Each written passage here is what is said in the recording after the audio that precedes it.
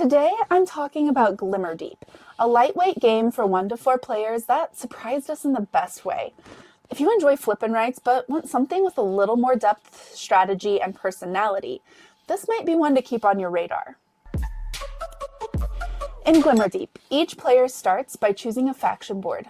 These aren't just cosmetic. Each faction has unique abilities and endgame scoring goals that will shape your strategy from the very beginning. You'll also choose which map to use, adding another layer of variability.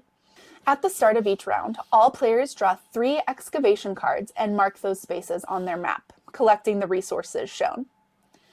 The catch is that you can only excavate spaces adjacent to ones you've already cleared, so planning your path matters.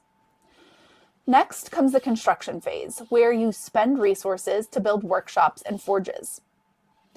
Workshops take up a 2x2 space and are primarily about converting resources, while forges are larger and generally focused on generating victory points.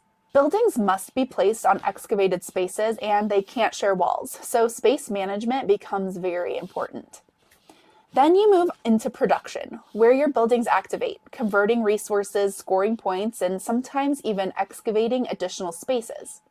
Before rounds 2, 3, and 4, you'll also unlock new faction abilities.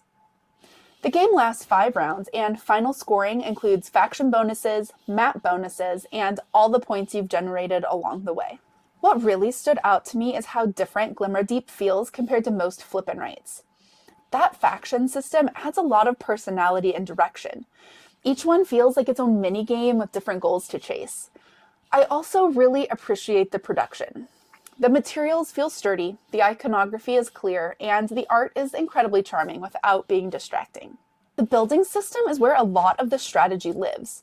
You can't just build whatever's cheapest. You really need to think about how your buildings will support your engine long term. Another big plus is how smoothly it plays. Because excavation and production can happen simultaneously, there's very little downtime, even at higher player counts. In our plays, we did notice that one faction felt noticeably stronger than the others. I think a suggested difficulty level for factions, like easy, medium, or difficult, would go a long way toward keeping games feeling balanced, especially for new players. Glimmerdeep brought a breath of fresh air for flip and writes for us. The combination of factions, maps, and engine building kept us engaged from start to finish. I'm really excited to see where this world goes next, and I'd love to see even more factions and maps added in the future.